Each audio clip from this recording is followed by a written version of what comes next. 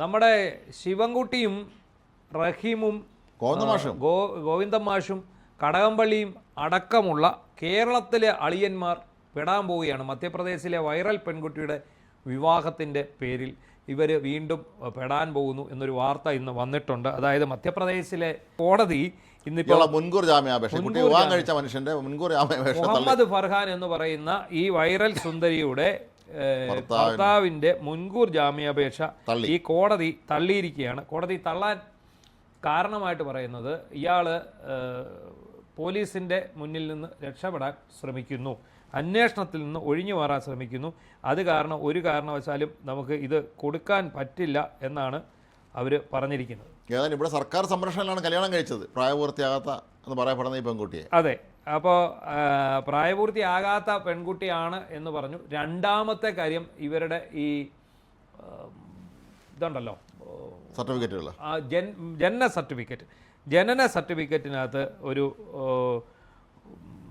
തെറ്റ് ഉണ്ടായി, അത് വ്യാജമായി നിർമ്മിച്ചതാണ് എന്നായിരുന്നു കോടതിയിലെ വാദം. കോടതി പക്ഷേ അത് അംഗീകരിച്ചിട്ടില്ല.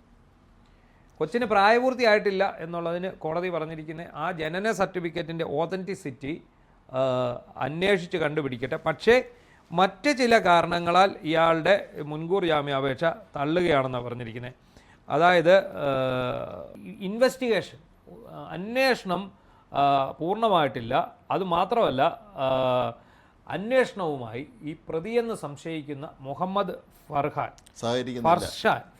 എന്നാണ് അയാളുടെ പേര്, മുഹമ്മദ് ഫർഷാൻ സഹകരിക്കുന്നില്ല എന്നുള്ളതാണ് പറഞ്ഞിരിക്കുന്നത്. സത്യമാണ്. ഒഴിഞ്ഞു മാറാനുള്ള ശ്രമമാണ് ആദ്യം മുതലേ നടക്കുന്നത്. ഇയാളാണെങ്കിലും പാർട്ടി നേതാക്കന്മാരാണെങ്കിലും എല്ലാം തന്നെ കൃത്യം നമ്മൾ ഇന്ന് ഇംഗ്ലീഷ് നമ്മൾ ഇവേസീവ് ആറ്റിറ്റ്യൂഡ് എന്ന് പറയില്ല, ഒഴിഞ്ഞു മാറാൻ ശ്രമിക്കുന്ന ഒരു രീതിയാണ്. പ്രധാന അവർ വെറുതെ കോടതികളെ സമീപിക്കുക, ഒരു മുൻകൂർ ജാമ്യം വാങ്ങിക്കാൻ ശ്രമിക്കുക, എന്നിട്ട് കോടതി നിർദ്ദേശിക്കുന്ന ഒരു കാര്യം അനുസരിക്കാതിരിക്കുക, അല്ലെങ്കിൽ പോലീസ് ആവശ്യപ്പെടുന്ന കാര്യങ്ങൾ കൊടുക്കാതിരിക്കുക. ഇതൊക്കെയാണ് ഒരു പരിപാടി. ചുമ്മാതിരുന്ന ഗോവിന്ദനും ടീമും ചുമ്മാ ഇരുന്നതിനകത്ത് ചുണ്ണാമ്പിട്ടു എന്ന് കേട്ടു. ഇതാണ് സംഭവിച്ചത്. ചുമ്മാ ഇരുന്നതാണ്, അതിനകത്ത് ചുണ്ണാമ്പിട്ടു. ആരാണോ ഇവരെ വിളിച്ചുകൊണ്ട് ഇയാൾ, എനിക്ക് തോന്നുന്ന അമ്പലത്തിൻ്റെ ട്രസ്റ്റിയോ സെക്രട്ടറിയോ ആരോ അന്തം കമ്മിയാണ്, അയാളാണ് ഇവരെ വിളിച്ചു പറഞ്ഞത് മതേതര വിവാഹം അമ്പലത്തിൽ നടത്താൻ പോകുന്നു. അതായത് കുംഭമേള സുന്ദരിയും വൈറൽ താരമായിട്ടുള്ള സുന്ദരിയും ഈ പറയുന്ന ഈ മുഹമ്മദ് ഫർഷാൻ എന്ന് പറയുന്ന ആളും അമ്പലം അങ്ങാണ്ടാണെന്ന് പറയുന്നു. അപ്പോൾ ഈ അമ്പലത്തിൽ വരുന്നു. അപ്പോഴേക്കും എവിടെ ഇതുണ്ടായാലും അതിൻ്റെ ആൾ നമ്മളാണല്ലോ. മതേതരത്തെ സംരക്ഷിക്കാൻ ഇവിടെ കോൺഗ്രസ് ഇല്ല, ഇവിടുത്തെ BJP-ക്കാർ വർഗീയവാദികളാണെന്ന് പൊതുവേ ഒരു പറച്ചിലാണ്. അപ്പോൾ ബാക്കിയുള്ള എന്തിനും ഞങ്ങൾ തയ്യാറാണ്. അപ്പം ഞങ്ങളുടെ പിന്നെ എന്താ പറയുന്നത്, ഞങ്ങളുടെ അണ്ടറിൽ വേണം ഇത് നടക്കാൻ. കാൻ യു റഹീം വരുന്നു, അതുപോലെ MV ഗോവിന്ദൻ വരുന്നു, പിന്നെ ജോയി ഉണ്ടായിരുന്നു അല്ലേ, ജില്ലാ സെക്രട്ടറി വന്ന് കാണുമായിരിക്കുമല്ലോ. മന്ത്രി അന്ന് മന്ത്രിയപ്പൂപ്പനാണോ? മന്ത്രിയപ്പൂപ്പൻ വരുന്നു, പിന്നെ ഇദ്ദേഹം കടകംപള്ളി വരുന്നുണ്ട്. എല്ലാവരും കൂടെ കൂടി ഇത് അങ്ങോട്ട് കല്യാണം കഴിപ്പിക്കുന്നു. കെട്ടടാ താലി എന്ന് പറഞ്ഞ് ഗോഡ് ഫാദർ സിനിമയിൽ തിലകൻ അവസാനം പറയും, അച്ഛൻ്റെ മനസ്സ് പറയുന്നത് എനിക്കറിയാം, കെട്ടടാ താലി എന്ന് പറഞ്ഞ പോലെ കെട്ടടാ താലി എന്ന് പറഞ്ഞ് കെട്ടിച്ചിട്ട് ഇവരുടെ കൂടെ നിന്നിട്ട് ഇതാണ് റിയൽ കേരള സ്റ്റോറി. മറ്റേ കേരള സ്റ്റോറി സിനിമ വന്നല്ലോ, കേരളത്തിന് അവമാനിക്കുകയാണെന്ന് പറഞ്ഞാണ് real Kerala story. This is real Kerala story എന്ന് പറഞ്ഞ് പടമൊക്കെ എടുത്ത് അങ്ങ് പ്രചരിപ്പിച്ച് മിനിറ്റുകൾക്കുള്ളിൽ വൈറൽ സുന്ദരിയേക്കാൾ ഇവരെല്ലാം കൂടെ വൈറലായി.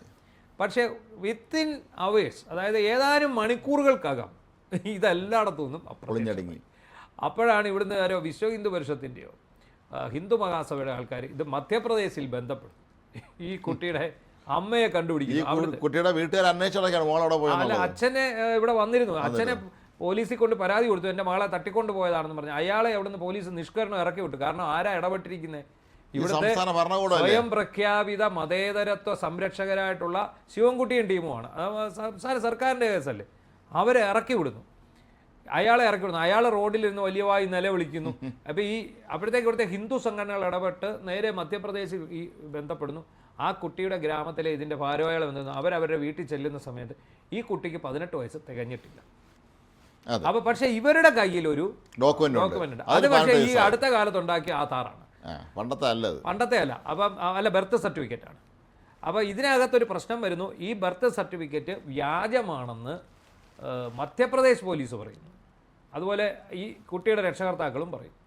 എന്നാൽ ഇത് ഒറിജിനലാണെന്ന് കേരള പോലീസ് പറയുന്നു. കേരള പോലീസ് ഇവർക്ക് സംരക്ഷണം കൊടുക്കുന്നു. ഓർത്തോണം, പോക്സോ കേസാണ് സ്ഥിരീകരിക്കുന്നതിന് മുമ്പ് ഇവർ സംരക്ഷണം കൊടുക്കും. ഒടുവിൽ ഇവർ ഇവിടെ എന്ത് ചെയ്യുന്നു? ഇവർ പെട്ടല്ലോ, ഇതിന്റെ ഫോട്ടോ എല്ലാം ഡിലീറ്റ് ചെയ്ത് ആശാന്മാർ ഓടി രക്ഷപ്പെട്ടു. അവസാനം അന്നേരം ഡിലീറ്റ് ചെയ്തു. അവർ ഓടി രക്ഷപ്പെട്ടു എന്ന് മാത്രമല്ല, പിന്നീട് ഇവർ ഇതിനെക്കുറിച്ച് മിണ്ടിയിട്ടേ ഇല്ല. മാത്രമല്ല, ചോദ്യം ചെന്നപ്പോൾ പറഞ്ഞു ആ കുട്ടിക്ക് പ്രായപൂർത്തിയായതാണ്. അല്ലെങ്കിൽ എന്ത് വന്നു? ഒരാൾ ചോദിച്ചാൽ പ്രായപൂർത്തി ആയില്ലെങ്കിൽ എന്താണ്? ഇതൊരു മതേതര വിവാഹമല്ലേ, ഇതിനകത്ത് എന്താ ഇത്ര പ്രശ്നമെന്നാണ് ചോദിക്കുന്നത്. അല്ല, ഈ രസമുള്ളകാര്യം, ഈ കമ്മ്യൂണിസ്റ്റ് നേതാക്കന്മാരുടെ കുടുംബങ്ങളിൽ ഇവരെത്ര മതേതര വിവാഹം നടത്തുന്ന അന്വേഷിക്കണം. സ്വന്തം മക്കളെ കെട്ടിച്ചു വിടുമ്പം ജാതിയും മതവും ഉപജാതിയും എല്ലാം നോക്കി വളരെ അഭിമാനപൂർവ്വം തന്നെയാണ് ആചാരം അനുസരിച്ച് കല്യാണം കഴിച്ചു കൊടുക്കുന്നത്. പല്ലവൻ്റെ മക്കളെ ഇതുപോലെ മിശ്രമം കഴിക്കാൻ കൊണ്ടുവന്നാൽ ഞങ്ങൾ റെഡിയാണെന്ന് പറയാം. അത് പ്രായപൂർത്തിയായോ അല്ലേ എന്നുള്ളത് അവർക്ക് ബാധകമല്ല. എത്ര പേര് ഈ കേരളത്തിലെ കമ്മ്യൂണിസ്റ്റ് പ്രസ്ഥാനം എത്ര പേര് മിശ്രമം കഴിച്ചിട്ടുണ്ടെന്ന് അന്വേഷിച്ചു. അതെ, പണ്ട് കുറേ പേര് കല്യാണം കഴിച്ചിട്ടുണ്ട്. ഈ പുതിയ തലമുറയിൽ എത്ര പേരുണ്ടെന്ന് നോക്കണം. അല്ല, ഇതിനിടയ്ക്ക് വേറൊരു കാര്യം കൂടെ നടന്നു.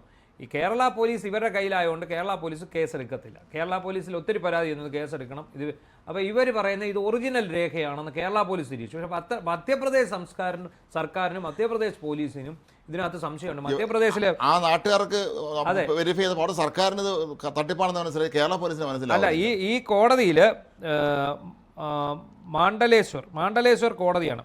അതായത് ആ കോടതിയിൽ പ്രോസിക്യൂട്ടർ കടും പിടുത്തം പിടിച്ചിരിക്കുകയാണ് ഇത് വ്യാജരേഖയാണെന്ന് പറഞ്ഞു. ഇത് ഇവർ സൃഷ്ടിച്ചതാണെന്ന് പറഞ്ഞാൽ ഈ കോടതിയുടെ ഉത്തരവ് നമ്മുടെ കയ്യിലുണ്ട്. അതിനകത്ത് അത് പറയുന്നുണ്ട്. The prosecution argued that the actual birth certificate of the victim records hair date of birth as 30/12/2009, whereas the birth certificate relied upon by the accused showing registration on 5/6/2025. അതായത് 30/12/2009 ജനിച്ചെന്നാണ് അവരുടെ അമ്മയുടെയൊക്കെ കയ്യിലുള്ള ബർത്ത് സർട്ടിഫിക്കറ്റ്. അത് അന്നത്തെയാണ്. പക്ഷേ ഈ accused, അതായത് ഇതിനകത്തെ പ്രതി എന്ന് പറയുന്ന മുഹമ്മദ് ഫർസാൻ പറഞ്ഞിരിക്കുന്ന 5/6/2025 അത് അന്നാണ് ഈ അവരുടെ കയ്യിലിരിക്കുന്ന സർട്ടിഫിക്കറ്റ് ഇഷ്യൂ ചെയ്ത ഡേറ്റ്. അല്ല, അത് ഇവരെ സംബന്ധിച്ചിടത്തോളം നമുക്കറിയാം, വ്യാജ സർട്ടിഫിക്കറ്റ് ഉണ്ടാക്കുന്ന കാര്യത്തിൽ ഇവർ താരം കടത്തിയുണ്ട്.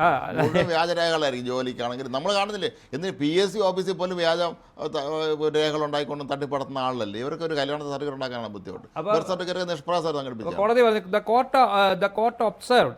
court observed the genuineness of the birth documents is a matter of evidence to be decided during trial. അത് വിചാരണ വേളയിൽ അതിൻ്റെ ഓതന്റിസിറ്റി, അതിൻ്റെ ആധികാരികത പരിശോധിക്കാവുന്നതാണ്.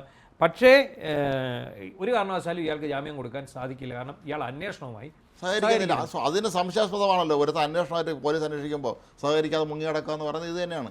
അപ്പോൾ ഈ അന്ന് എന്താ സംഭവിച്ചത്? നമ്മുടെ ഇവിടുത്തെ നേതാക്കന്മാർക്ക് ഈ പോസ്റ്റും മുക്കി പോയ കുറേ ഇവർക്ക് പേടി വന്നു, ഞങ്ങൾ പോക്സോ കേസിൽ പ്രതിയാകുമോ. അതിനുവേണ്ടി ഇവരെന്ത് ചെയ്തു? ഇയാൾക്ക് വേണ്ടി യുവന്മാർ തന്നെയാണ് ഹൈക്കോടതിയിൽ പോയത്, സംരക്ഷണം ആവശ്യപ്പെട്ടു. ഞങ്ങൾക്ക് സംരക്ഷണം ആവശ്യപ്പെട്ടു. അങ്ങനെ ഹൈക്കോടതിയാണ് ഇവരെ അറസ്റ്റ് തടഞ്ഞത്. ഈ ഫർഹാൻ്റെയും ഈ പറയുന്ന പെങ്കൊച്ചിനെ കൊണ്ടുപോയി ഫർഹാൻ്റെ അറസ്റ്റ് തടഞ്ഞു. അപ്പോൾ പക്ഷേ മധ്യപ്രദേശിലെ കോടതി ഇയാളുടെ മുൻകൂർ ജാമ്യം നിഷേധിച്ചു. അത് അവിടെ എടുത്ത കേസിൽ അവിടെ നിഷേധിച്ചു. ഇനി ഇവർ വീണ്ടും നേരെ കേരള ഹൈക്കോടതിയിലേക്ക് വരാൻ വേണ്ടി നിൽക്കുകയാണ്. ഇയാളെ ഇവിടെ സംരക്ഷിക്കാൻ വേണ്ടി നിൽക്കുകയാണ്. കാരണം ഇത് പോക്സോ കേസാണെന്ന് തെളിഞ്ഞാൽ, ഈ സർട്ടിഫിക്കറ്റ് വ്യാജമാണെന്ന് തെളിഞ്ഞാൽ, ഇത് പോക്സോ ആണെന്ന് തെളിഞ്ഞാൽ ഈ അണ്ണന്മാർ മൊത്തം കുടുങ്ങും. ഇവിടുന്നല്ല, അങ്ങ് മധ്യപ്രദേശിൽ പോയി കേസ് പറയേണ്ടതായിട്ട് വരും. ഇവിടെയുള്ള കേസ് പോരാഞ്ഞിട്ട് ഇവിടെ ഇഷ്ടം പോലെ കേസുണ്ട്.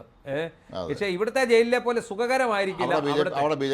ഇവിടെ തീരുമാനം AC റൂം തരാനും ഒക്കെ പിണറായി സർക്കാരായിരുന്ന സമയത്ത് പറ്റുമായിരുന്നു. പക്ഷെ ഇത് അവിടെ നടക്കുകയില്ല. എന്താണെങ്കിലും ശരി, ആ വിവാഹത്തിൽ എന്തൊക്കെയോ ദുരൂഹതകൾ അന്ന് തൊട്ടേ നമുക്ക് ഫീൽ ചെയ്യുന്നുണ്ട്. അത് മാത്രമല്ല, ഈ കുട്ടിയുമായിട്ട് യാതൊരു പരിചയവും ഇയാൾക്കില്ലായിരുന്നുവെന്നും ഒറ്റ ഫോൺ കോളിൽ എങ്ങാണ്ടുള്ള ഒരു പരിചയം മാത്രമാണെന്നും ഈ കുട്ടിയെ ഇവൻ ഇവിടെ വന്ന് തട്ടിക്കൊണ്ടുപോയി ഭീഷണിപ്പെടുത്തി വിവാഹം കഴിച്ചെന്നാണ് എൻ്റെ അച്ഛൻ്റെ അമ്മയുടെയും വാദം. ആ വാദം ഒരു പക്ഷേ പെരുപ്പിച്ച് കാണിച്ചതായിരിക്കാം. 17 വയസ്സുള്ള ഒരു കൊച്ചിന് എന്നാ പക്വതയുണ്ട്, അതിന് തിരിച്ചറിവില്ലാത്ത പ്രായമാണെന്ന് കൃത്യമായിട്ട് അതിൽ പറയുന്നുണ്ട്. അതുകൊണ്ട് തന്നെയാണ് കോടതി. പക്ഷേ ഇയാളുടെ നീക്കങ്ങൾ സംശയാസ്പദമാണ്. ഈ മുഹമ്മദ് ഫർഹാൻ സംശയാസ്പദ നീക്കത്തിൻ്റെ പുറത്താണ് ഇവൻ അന്വേഷണവുമായിട്ട് സഹകരിക്കാത്തത്. അതുകൊണ്ടാണ് ഇവൻ്റെ മുൻകൂർ ജാമ്യം തള്ളിയിരിക്കുന്നത്. ഇവനെ അറസ്റ്റ് ചെയ്യുമ്പോൾ കേരളത്തിൽ കാണും. ഇനി മധ്യപ്രദേശ് പോലീസ് തിരക്കി എത്തുമ്പോൾ ഇവിടുത്തെ സഖാക്കന്മാർ ചുറ്റിനും നിന്ന് പാർട്ടി സൂക്തങ്ങൾ ഉറക്കച്ചൊല്ലും. എന്താണെങ്കിലും നമ്മുടെ അളിയന്മാരും അവിടുത്തെ അളിയനും എല്ലാം കൂടെ വൈകാതെ കുടുങ്ങുന്ന ലക്ഷണമാണ് കാണുന്നത്.